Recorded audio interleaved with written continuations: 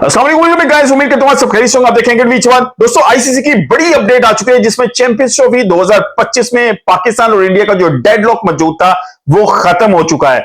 जो आईसीसी ने press release जारी किया है उसके बाद जीत किसकी हुई है? पाकिस्तान की जीत हुई है या इंडिया की जीत हुई है? किसका मौकफ है जो जीता है और हार किसकी हुई है? ये बहुत ज्यादा इंपॉर्टेंट है क्योंकि जो प्रेस रिलीज है उसने डेडलॉक तो खत्म कर दिया है, लेकिन देखना यह होगा जो प्रोपेगेंडा बनाया गया था कि चैंपियंस ट्रॉफी 2025 जो है पाकिस्तान से साउथ अफ्रीका शिफ्ट हो रही है या इंडिया शिफ्ट हो रही है या इंडिया के बगैर चैंपियंस ट्रॉफी करवाने की कोशिश की जा रही है या पाकिस्तान के बगैर चैंपियंस ट्रॉफी करवाने की कोशिश की जा रही है, क्योंकि इंडिया के पास पैसा बहुत ज्यादा है और पाकिस्तान इस चीज को बेयर नहीं कर सकता, किसी लॉस को बेयर नहीं कर सकता। दूसरी तरफ पाकिस्तान कह रहा था कि हम इंडिया के बगैर भी श्रीलंका को इंक्लूड करके चैंपियंस ट्रॉफी करवा सकते हैं। ये जितने भी प्रोपेगेंडा किए गए थे, जो स्पेशली ज्यादा इंडियन मीडिया की तरफ से स्टार्ट किए गए थे, वो सब दम तोड़ चुके हैं, क्योंकि जो डेडलॉक खत्म हुआ है उसके खत्म होने के साथ किसके मौकफ की जीत हुई ये बहुत ज्यादा इंपॉर्टेंट होगा। पहले प्रेस रिलीज देख लेते हैं, फिर इस पर नजर दुराएंगे कि जीत किसकी हुई है और हार किसकी हुई है। जो इस प्रेस रिलीज आईसीसी ने जो आज इशू किया है उसमें आईसीसी ने बताया है कि the ICC board has today approve that matches between India and Pakistan played at ICC events during the current right cycle of from 2024 to 2027 which are to be hosted in India or Pakistan, ठीक है, will be played at a neutral venue proposed by the tournament host. अच्छा, इसका मतलब यह कि ICC ने कहा है जो उनका अभी जो साइकिल चल रहा है ना रेवेन्यू का, 2024 से राइट्स का साइकिल है, 2024 से 2027 तक का ये जो 4 साल है, इसमें जितने भी आईसीसी के टूर्नामेंट्स पाकिस्तान या इंडिया में स्केड्यूल है, इसमें इन दोनों कंट्रीज जो है ना एक दूसरे के मुल्क में जाकर नहीं खेलेंगी। इन दोनों कंट्रीज के लिए जो है ना एक न्यूट्रल वेन्यू डिसाइड किया जाएगा, वहां पर ये खेलेंगे। अच्छा, अब ये न्यूट्रल वेन्यू कौन डिसाइड करेगा? आईसीसी, इंडिया या पाकिस्तान? नहीं, ये करेगा होस्ट मुल्क। लेट्स सपोज जैसे चैंपियंस ट्रॉफी 2025 की पाकिस्तान में स्केड्यूल है, तो इंडिया के मैचेस अगर न्यूट्रल वेन्यू पे होने हैं तो पाकिस्तान डिसाइड करेगा कहां होंगे, दुबई में होने हैं, श्रीलंका में होने हैं या बांग्लादेश में होने हैं। साइमल्टेनियसली जो 2026 का टी20 वर्ल्ड कप है वो इंडिया और श्रीलंका में शेड है, तो वो इंडिया और श्रीलंका मिलकर डिसाइड करेंगे कि पाकिस्तान के मैचेस कहां पे होंगे, क्योंकि वो इंडिया में पाकिस्तान नहीं जाएगा। तो हो सकता है मोस्ट प्रोबेबली को होस्ट श्रीलंका के अंदर ये मैचेस होंगे, लेकिन होस्ट जो होगा ना वो डिसाइड करेगा। अच्छा, ये चीज आपको क्लियर होगी। अब ये कौन कौन से टूर्नामेंट्स आने वाले हैं इसको भी आईसीसी ने एलैबोरेट किया है। आईसीसी कहता है this will apply to the ICC Men's Champions Trophy 2025 जो कि पाकिस्तान में है, इस पे भी अप्लाई होगा, और ICC Women's Cricket World Cup 2025 जो इंडिया में है उस पे भी अप्लाई होगा। पाकिस्तानी वुमेन टीम में इंडिया नहीं जाएगी, न्यूट्रल वेन्यू पे खेलेगी और न्यूट्रल वेन्यू इंडिया डिसाइड करेगा, बीसीसीआई डिसाइड करेगा। और इसके बाद आता है ICC women cricket World cup जो इंडिया में है, और उसके बाद आईसीसी मेंस टी20 वर्ल्ड कप 2026 जो कि इंडिया और श्रीलंका में है, उस पर भी एप्लीकेबल होगा। उसके बाद कहते हैं इन एडिशन, इसमें ऐड करते हुए the Pakistan cricket board PCB has been awarded hosting rights of ICC women टी20 वर्ल्ड कप इन 2028। देखो 2028 के अंदर जो टी20 वुमेन का वर्ल्ड कप होना है, ये इसके राइट्स भी पाकिस्तान को मिल गए। It's a good news for Pakistan.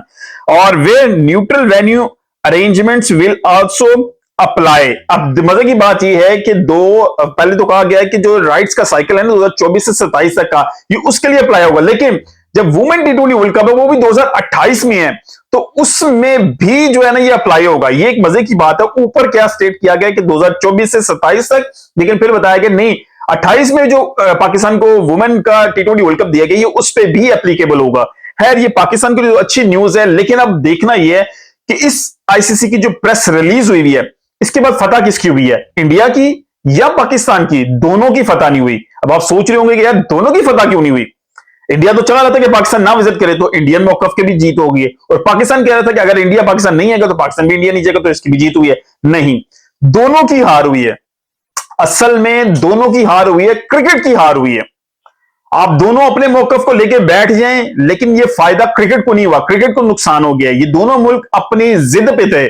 India की जिद थी, पॉलिटिकल जिद थी, और कोई चीज नहीं थी। पाकिस्तान ने भी उस जिद का जवाब जिद से दिया। इस वजह से जहां पर दोनों मुल्क अपने मौकफ पे अगर कहा जाए तो जीत गए हैं, लेकिन क्रिकेट हार गई है।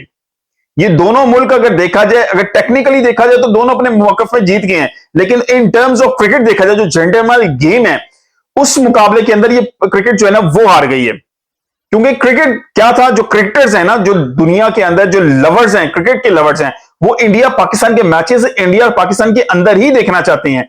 Millions of people are in India and Pakistan, जो चाहते हैं कि पाकिस्तान इंडिया जाके खेले और इंडिया पाकिस्तान आके खेले। ये उनकी हार हुई है। ये सिर्फ जो ब्रॉडकास्टर या आईसीसी की तो जीत हो सकती है कि उन्होंने मामला सॉर्ट आउट कर लिए, पाकिस्तान क्रिकेट बोर्ड की जीत हो सकती है कि उन्होंने जो है जवाब दिया कि ईंट का जवाब पत्थर से दे दिया, या इंडिया की बोर्ड की तो या गवर्नमेंट की जीत तो हो सकती है कि जी हमने पाकिस्तान कहा था नहीं जाएंगे तो नहीं गए, लेकिन क्रिकेट हार गई है।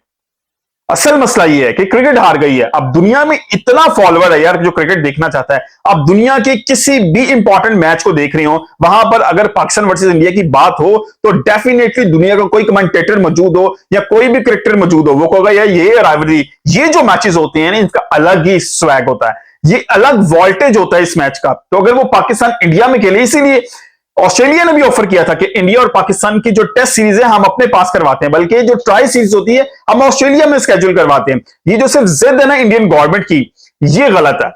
आप इंडियन है या पाकिस्तानी है, एक चीज को आपको मानना पड़ेगा कि इंडिया की जो जिद है ना वो क्रिकेट को स्ट्रगल करवा रही है। ये सिर्फ गवर्नमेंट की जिद है, पॉलिटिकल एक जिद है कि हमने पाकिस्तान को विजिट नहीं करना, ये एक रिच है। अगर आप ये सोचते हैं या Harbhajan Singh minded like people हैं, या एक दो आर्यन जो है वहां पर बैठे हुए गौरिया आर्यन उनके लाइक माइंडेड पीपल हैं, तो फिर तो आप कहेंगे कि बहुत अच्छा हुआ है पाकिस्तान, इंडिया पाकिस्तान नहीं जाएगा। लेकिन आपको शर्म ये आनी चाहिए कि अब पाकिस्तान भी इंडिया नहीं आएगा। और स्ट्रगल कौन कर रहा है? वो क्रिकेट लवर्स और क्रिकेट जो जेंटलमैन गेम थी, अब इसमें पॉलिटिक्स आ चुकी है। आईसीसी को मेरा ख्याल है इस साइकिल के खत्म होने के बाद, अगर तो आईसीसी में इतना दम है, दमखम हो, तो आईसीसी को एक बहुत फर्म डिसीजन लेना चाहिए। दो कि अभी तक तो 4 साल तक तो नजर नहीं आता, क्योंकि 4 साल तक तो फिर बीसीसी के जो चेयरमैन थे जय शाह साहब, वो चेयरमैन बन चुके हैं आईसीसी के, तो इन 4 सालों में तो मैं एक्सपेक्ट नहीं कर रहा। और 2029 के अंदर फिर आईसीसी की चैंपियंस ट्रॉफी भी इंडिया के अंदर स्केड्यूल है, देखना होगा वो किस ऊंट करवट बैठेगा। फिर 2031 में भी है वर्ल्ड कप इंडिया के अंदर, वहां पे जो इंडिया और बांग्लादेश में स्केड्यूल है मेन ओडीआई वर्ल्ड कप, वो ऊंट किस करवट बैठेगा।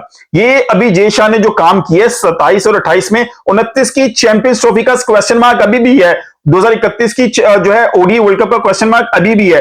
क्या इस दौरान इंडिया और पाकिस्तान के बायलैटरल जो रिलेशन है वो इंप्रूव करेंगे, या इंडिया जो है वो इस हद से बाहर जाना बंद करेगा? एक फजूल की रिच थी जिसने क्रिकेट को स्ट्रगल करवा रही है। क्रिकेट जो है वो इस हवाले से बहुत ज्यादा पेशेंस दिखा रही है कि यार कि इंडिया पाकिस्तान के मैचेस के बगैर ये सरवाइव नहीं कर सकती, पूरी दुनिया की क्रिकेट नहीं कर सकती। ये इस तरह की राइवलरी है। ब्रॉडकास्टर इसी से पैसा बनाता है और इसी के पैसे से फिर पूरी दुनिया की क्रिकेट चलती है। ये बड़े जो बोर्ड बैठे हुए हैं 8-7-8 जो बोर्ड है, ये बड़ा चंक ले जाते हैं, लेकिन जो पीछे बाकी दुनिया के अंदर क्रिकेट को प्रमोट किया जा रहा है, उन सबको पैसा इन्हीं के बने हुए रेवेन्यू से मिलता है। आईसीसी के इवेंट्स का सबसे बड़ा चंक जो रेवेन्यू का आता है वो इंडिया वर्सेस पाकिस्तान मैच से आता है। ये बात मैं भी कई दफा बता चुका हूं, आपको मीडिया के ऊपर भी सुनने को मिलती है, हर चैनल के ऊपर जो भी यूट्यूबर या एनालिस्ट बैठा होगा, क्रिकेट से रिलेटेड बात करने वाला बैठा है, ये चीज हर बंदा आपको बताता है। और इसमें इन दोनों का कॉम्बिनेशन है, इन दोनों की 50-50 पार्टनरशिप है। अगर कोई रेवेन्यू जनरेट होता है इन दोनों के मैचेस से, रिगार्डलेस के यार इंडियन बोर्ड कितना रिच है, पाकिस्तानी बोर्ड कितना रिच नहीं है, ये तो उस दिन उस मैच के ऊपर डिपेंड करता है ना, जो राइवलरी है। अगर इंडिया पाकिस्तान आती तो डेफिनेटली यहां पर आईसीसी का रेवेन्यू डबल हो जाता, ब्रॉडकास्ट से बहुत पैसा कमाता इससे, क्योंकि पाकिस्तान जब इंडिया गया था तब भी रेवेन्यू एकदम जो है ना जो राइज कर गया था। तो ये चीज एक्सपेक्टेड है कि अगर इंडिया पाकिस्तान आएगा या पाकिस्तान इंडिया जाएगा तो जो रेवेन्यू है ब्रॉडकास्टर समझता है। ब्रॉडकास्टर्स चाहते थे कि इंडिया पाकिस्तान आए, लेकिन अभी मेरे ख्याल से कि इंडिया पाकिस्तान अपने मौके पे तो जीत गए हैं, लेकिन क्रिकेट हार गई है। आपकी क्या राय कमेंट में जरूर बताइएगा। मिलते हैं किसी वीडियो के साथ, अपना बहुत ख्याल रखिएगा। अल्लाह हाफिज।